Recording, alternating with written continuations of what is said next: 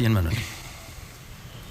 The senator from Massachusetts, Mr. Kerry, proposes an amendment number 4055. Mr. President, I ask for the reading of the amendment be dispensed with. Without objection, so ordered. The senator is recognized. Mr. President, this is an amendment that seeks to address yet another painful chapter in the long legacy of painful chapters with respect to Vietnam. And it specifically addresses what some might characterize as our own form of a bureaucratic Phoenix program that sought to eliminate from existence a group of commandos who served faithfully during the war under our organizational effort and command effort.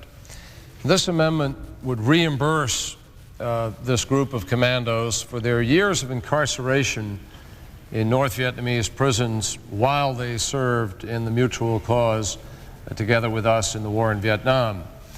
What the amendment seeks to do is to authorize $20 million for payment to Vietnamese personnel who infiltrated into North Vietnam to perform covert operations during the Vietnam era and who were captured and incarcerated by the Democratic Republic of Vietnam.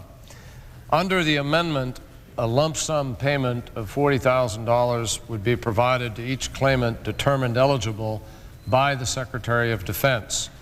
And I'm pleased to say that the administration has worked very closely in designing this amendment and in signing off on it, and now fully supports it, as do, I believe, the chairman of the Armed Services Committee and the ranking member of the Armed Services Committee. Those of us who offer this amendment recognize that the United States worked with many Southeast Asian forces during the Vietnam War, but our intent here is to only single out for recognition the Vietnamese commandos who participated in a specific program, in Oplan 34A and its predecessor, and who sought under that program to infiltrate into North Vietnam, who were captured and who were incarcerated in the process. In devising guidelines for proof of eligibility for payments under this amendment, the Secretary of Defense is to take into account that these claimants, because of the war and the incarceration, may not have complete documentation proving eligibility. But it's our intent that the standard of proof here be set low enough to do justice in this situation. Mr. President, 30 years ago, Vietnam presented us with a host of questions and difficult contradictions. And now, in this situation, we find a new chapter that is a surprise for all of us. In many ways, this chapter is old because we've always known through the centuries that war is cruel. On the other hand, it's new because, as Americans, none of us have ever expected that we would allow something to happen that purposefully or inadvertently attacks or diminishes our own sense of honor. The truth is that we sent heroic Vietnamese commandos into North Vietnam to do our bidding, risking their lives and even their family lives, and then we left them there, denied their existence, and walked away, leaving them to be imprisoned, tortured, or killed. So we're here today simply to right a wrong, to pay for an injustice and to seek fairness and put this, still another disturbing chapter about Vietnam, behind us. These are the quick facts, and I'll just run through them very, very quickly. In the early days of the war, the United States and South Vietnamese governments initiated a joint covert intelligence gathering operation against North Vietnam. And recruited were commandos from among Vietnamese civilians and the armed forces of the Army of the Republic of Vietnam. And the United States, through the CIA and later through the Defense Department, provided training and funding, including salaries, allowances, bonuses, and death benefits. Together, the United States and South Vietnamese officials determined where and when the commandos, who were organized into teams, would be infiltrated into North Vietnam. Many were dropped by parachute, but some were inserted by land or sea. Some also conducted counterintelligence activities against North Vietnam and against Laos. RS, which was the first team, REs, was inserted in early 1961. And by the 1970s, there were 52 teams comprising nearly 500 commandos who'd been inserted behind enemy lines. Initially, the mission was confined to intelligence gathering, but subsequently it grew to include sabotage and psychological warfare. From the very beginning, Mr. President, it was clear that this operation was a failure. Recently declassified Defense Department documents show that the teams were killed or captured very shortly after landing, and that the CIA and the Defense Department, which took over the operation in early 1964, knew it at that time. It's now apparent that the missions were compromised and that Hanoi ran a counter-espionage operation against us and our South Vietnamese ally by forcing our commandos to radio back the information that they, Hanoi, wanted us to hear. The preponderance of evidence that has come to light in the last year leaves little doubt that the U.S. government at that time continued to insert Vietnamese commandos behind enemy lines, knowing full well that it was sending them on near impossible missions with little chance of success. And the Defense Department then compounded this tragedy by writing off the lost commandos as dead, apparently in order to avoid paying their monthly salaries. An example, a 6-man team called Attila was dropped into Nha An province on April 25, 1964. The team was immediately captured. 2 months later, on July 16th, Radio Hanoi announced the names and addresses of the 6 team members, the dates that they were captured, and the start of their trials. Declassified Defense Department documents indicate that we knew the team had been captured. But nevertheless, by the beginning of 1965, only months later, the Defense Department had declared the entire team dead and paid small death benefits to their next of kin. The process of declaring the commandos dead on paper was reaffirmed in 1969 by the colonel in charge of the operations for MACSOG, the Military Assistance Studies Observation Group, and he said, and I quote, "We reduced the number of dead gradually by declaring so many of them dead each month until we'd written them all off and removed them from the monthly payrolls." So, Mr. President, after sending these men on these extraordinary missions, after cutting off their pay, we then committed the most egregious act of all. We made no effort to obtain their release, along with the American POWs during the peace negotiations in Paris. And as a result, many of these brave men who fought alongside us for the same cause spent years in prison, more than 20 years in some cases. After their release from prison in 1970s or 80s, a number of the commandos made their way to the United States, and they're now seeking acknowledgement from our country for their service and payment from the government for their period of incarceration. In a lawsuit, they have asked for $2,000 a year for an average of 20 years spent in captivity. We believe, those of us supporting this amendment, that the United States owes these men a debt that can never be repaid, and we can at least give them the recognition that they deserve and the small amount of compensation that they were promised 3 decades ago. Speaking for myself, I'm not here, nor do I think any of us are here to try to point fingers at people individually, nor even to find scapegoats or scalps. I don't think any purpose is served by that. But we do want people to understand what happened 25 and 30 years ago so that it won't happen again. And we're here also to do the right thing. It is clearly important not to compound judgments that were wrong 25 and 30 years ago with judgments that are wrong today, and it would be wrong to avoid executing our responsibility today. So, Mr. President, we can honor their service and make it clear to those who might join us again at any time, now or in the future, in the struggle for freedom and democracy, that we are big enough in our country to admit mistakes when they are made, and to move to rectify them. And that while sometimes people may make mistakes, a great country will always honor and thank those who fight with us in a common cause. And Mr. President, I believe the amendment that we are offering today will help to provide that recognition, and I urge its adoption. Mr. President. Senator from Arizona, Mr. McCain is recognized. Mr. President, the amendment requires the Secretary of Defense to make payments to Vietnamese nationals who were trained and commanded by the U.S. government to fight behind enemy lines during the war. The amendment purposely created a low standard of proof to be met by the commandos, and it is our intention and hope that it be interpreted liberally. All that these men must prove in order to receive payment for their services is that, one, they entered North Vietnam during the war under an operation called Op Plan 34A, or its predecessor, and that they were captured and incarcerated by the Democratic Republic of Vietnam as a result. Mr. President, for approximately 7 years, beginning in 1961, the United States apparently contracted with South Vietnamese nationals to conduct covert military operations in North Vietnam.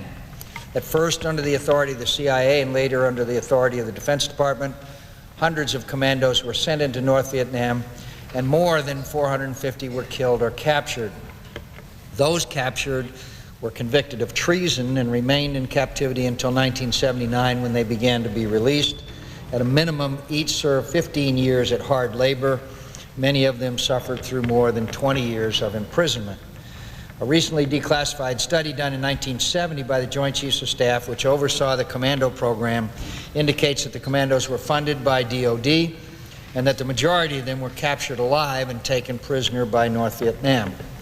More recently, only weeks ago, 80 boxes of documents were discovered in the National Archives related to the employment of these brave men. These documents, 240,000 in total, include DOD payroll rosters for the commandos and records of death gratuities. To address this injustice, the amendment provides the commandos with $20 million in back pay, approximately $40,000 each. And as the senator from Massachusetts pointed out, this amounts to about $2,000 for each year each commando spent in prison. We have chosen as the number of commandos the outside estimate of 500. The cost may ultimately be as low as $11 million, but because the number of eligible Vietnamese veterans may increase as time goes by, we thought it important to give the Secretary the spending authority to meet the contingency of more claims. The administration, until very recently, citing an 1875 Supreme Court case, maintained that it had no obligation to these men because they were employed under a secret contract. I'm pleased to report, however, that the commandos now have the support of the administration. Senator Kerry and I and Senator Smith and Senator Robb and other senators have worked very closely with the administration in formulating this amendment. The CIA began the program but later turned it over to the Department of Defense, at which time the numbers of teams and individuals sent into North Vietnam approximately doubled. Late former CIA Director William Colby, who in 1961 as the chief of the agency's Far Eastern Division was tasked with directing the commando program, he indicated his support for the commandos' claims and specifically endorsed a legislative solution. I also asked to be included in the record a letter from the current acting CIA Director, George Tenet, supporting a legislative solution to the problem. Without objection, the senator's letter will be included in the record. I would point out, Mr. President, that the amendment has the support of the veterans of foreign wars and the American Legion. All of the details and legalities aside, one thing is clear. These men sacrificed for a cause, the same cause for which all veterans of the Vietnam War sacrificed, a free Vietnam. And they suffered horribly for their commitment. For many years, U.S. immigration policy has provided programs which ease the process for those Vietnamese associated with the United States war effort. We do so because it is our obligation to our wartime allies. All that the co-sponsors of this amendment are asking is that we similarly honor the full extent of our obligations to the commandos and correct this gross injustice. One of the commandos is quoted in Saturday's New York Times as saying, quote, "They didn't want to remember us because we represent the failure of the United States in Vietnam." I've always made the case that as a nation and as individuals, we must put the Vietnam War behind us. To continue to deny the service of these men is not the way to do it. I also strongly subscribe to the words of President Reagan, who said it as succinctly and as coherently as possible, that when he stated that the Vietnam veterans who served in a noble cause. I repeat, a noble cause, as did these South Vietnamese Commandos. Mr. President, we send a bright signal by passing this legislation today. The United States of America lives up to its agreements with its friends because it is a nation of honor and a nation of laws. Mr. President, I strongly urge the passage of this amendment. I yield the floor. Mr. President. Senator from Virginia, Mr. Robb is recognized. Mr. President, I'm very pleased to join with my colleagues in co-sponsoring this particular amendment. The case for support has been eloquently stated by the distinguished senator from Massachusetts, the distinguished senator from Arizona, and could be made by others. I won't repeat it. I will simply say that what was done in the name of the United States in the instance of these particular commandos is appalling and unconscionable, and this is clearly the right thing to do to atone for the actions that were taken some time ago and without the knowledge of apparently very many people in the government at that particular time. In any event, I applaud my colleagues for taking this particular action. Mr. President, while I have the floor for just one moment, the last amendment that was debated and on which the yeas and nays have been ordered and was temporarily set aside for a vote at 2:15, I would like to just say, as I was prepared to say at that time but could not, that I am a co-sponsor of that particular amendment, and I would reiterate for my colleagues, particularly on this side of the aisle who may not have heard the arguments, this is simply a sense of the Senate resolution which is attempting to deal with a very difficult problem here in the nation's capital. It does not direct the President or the Secretary of the Treasury or the Secret Service to do anything. It is a sense of the Senate resolution that asks them, in effect, to work together to try to solve the problem, and I would hope that my colleagues would join, in this case, in opposing the motion to table when we vote on it at 2:15. Mr. President, would the gentleman from Virginia yield for question? Mr. President, I would be happy to yield to my distinguished friend and colleague from Nevada. Senator from Nevada. I would say to my friend, and I asked this in the form of the question, the sense of the Senate resolution does direct. It is the sense of the Senate that the President should direct. And it lists a number of people. On to my friend, Mr. President, that it is a sense of the Senate. We are simply expressing the sense of the Senate that what we hope the President will do in that particular instance. It is not prescriptive, it is not statutory, it does not require that particular action.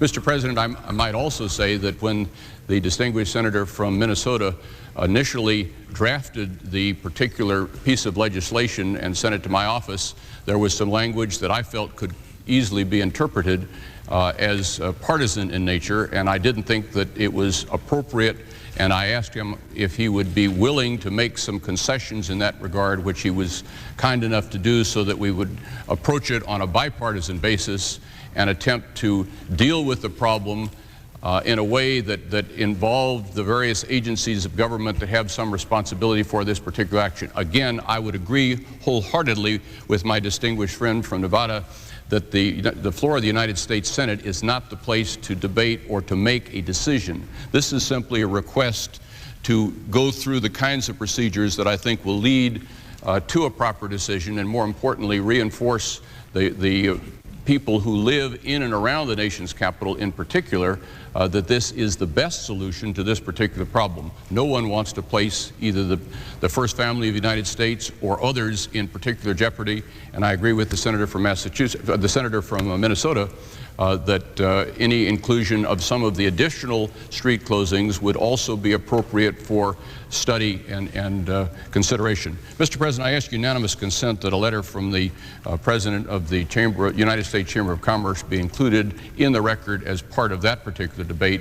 And again, with respect to the amendment that is before the floor, it is my understanding that there is no objection on either side. The senator from New Hampshire may wish to comment. If he does not, I would ask that the Senate proceed to take action on that amendment by voice vote at this particular time.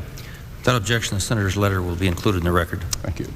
The Senator from New Hampshire, Mr. Smith, is recognized. Mr. President, I would say to the Senator from Virginia, there is no objection on this side, and we have no objection to voice voting, and I do have a few remarks that I'd like to make, and subsequent to those, we can proceed to do that. Prior to that, Mr. President, in regard to the previous unanimous consent request for a vote at 2:15, there are some members who apparently are tied up at a White House meeting, so I'm going to ask unanimous consent that the vote, which was previously scheduled for 2:15, now occur at 2:30 today. Hearing none, the vote will occur at 2:30. Mr. President, that's on the grand amendment. I ask unanimous consent that my remarks regarding this amendment appear in the record without being interrupted by the other Without objection, so ordered.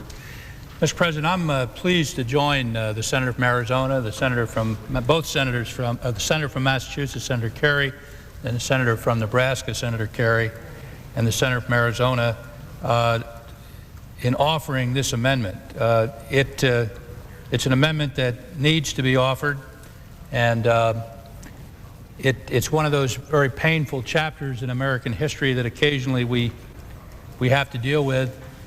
But it is a great tribute, I think, to America, that when we find a wrong, that we do have the capacity to admit that wrong and to right it. Over 35 years ago, the United States government asked the Republic of Vietnam to provide some South Vietnamese military personnel for special commando missions into North Vietnam. And the best figures that we have, and there are some variation here, but there were approximately 350 of these commandos were trained by U.S. government agencies. They were inserted into North Vietnam by our military forces. And as already been said, they were captured by the communist forces and forced to spend the next 20 to 30 years in re-education camps. And the term re-education camp does not really, Mr. President, accurately define what exactly these men went through. We know that they were tortured, and so re-education was hardly the correct word. For the record, Mr. President, it is clear that these commandos knew what they were doing. They knew they were taking great risks. Indeed, many of their fellow comrades died during these very operations, and some after the missions while they were in North Vietnam. But they also knew what was at stake with the communist aggression. If we did not contain the communist aggression in Southeast Asia. More importantly, the United States certainly was aware of the dangers involved with these missions, and that's why I believe a solemn commitment was made to these commandos and their families that they would be compensated for the sacrifices they made. It's interesting, these Vietnamese worked for the CIA and the U.S. military in basically a doomed effort to infiltrate North Vietnam between 1961 and 69. They were dropped behind enemy lines by parachute. Some of them secretly swam ashore after being taken there in speedboats, and then they were captured. It is clear that as we stand here now, the United States has yet to live up to that commitment that was made to these South Vietnamese commandos in the 60s. In point of fact, a cold and uncaring bureaucracy was allowed to write these men off, literally, as dead 3 decades ago, even though there was convincing evidence that many of them had been captured. To put it bluntly, their families were told they were dead, when in fact they were alive.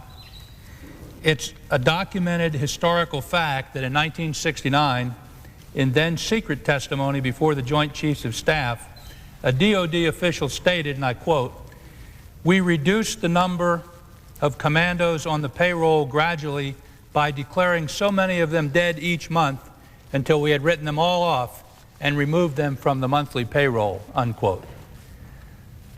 It's really bizarre to think these kinds of things do happen in our government, but again, as I said earlier, the fact that we right these wrongs is perhaps a better comment about what America really is like. The families were paid a very small token of death gratuity, and that was it. Knowing these men were alive, the DOD official told the Joint Chiefs of Staff that we were writing them off as dead, and the widows and surviving family members were paid a small stipend and then informed that these people were dead when in fact we knew they were not.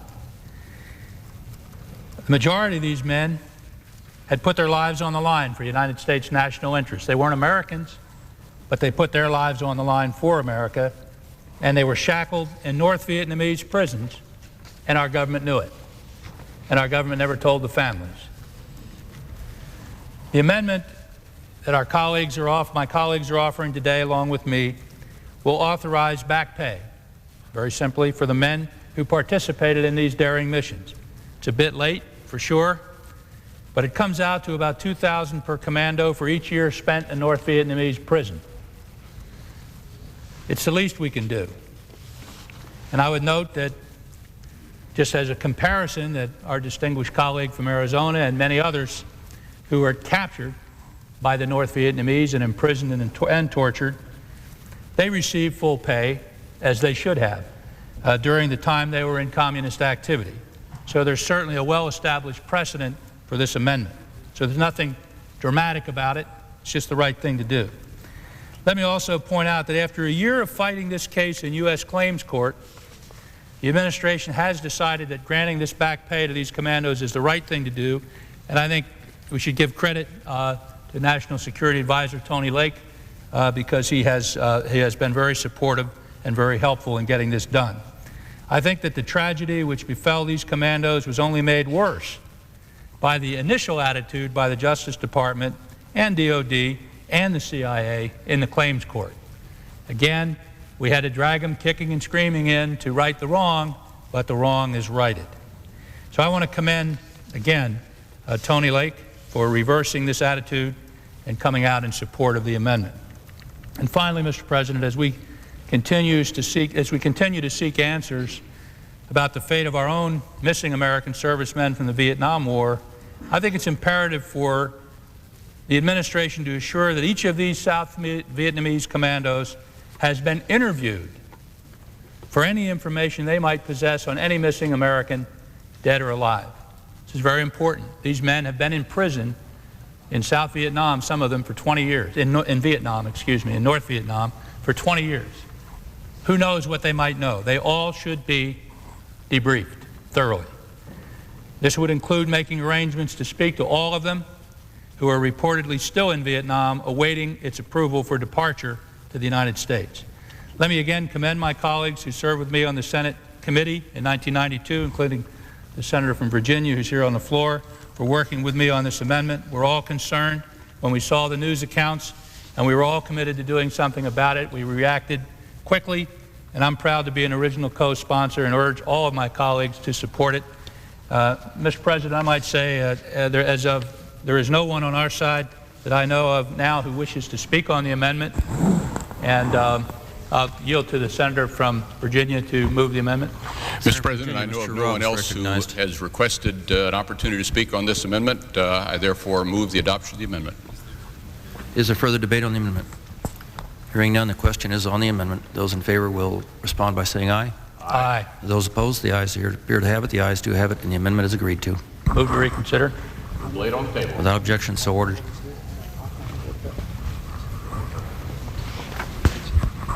Mr. President, we Read have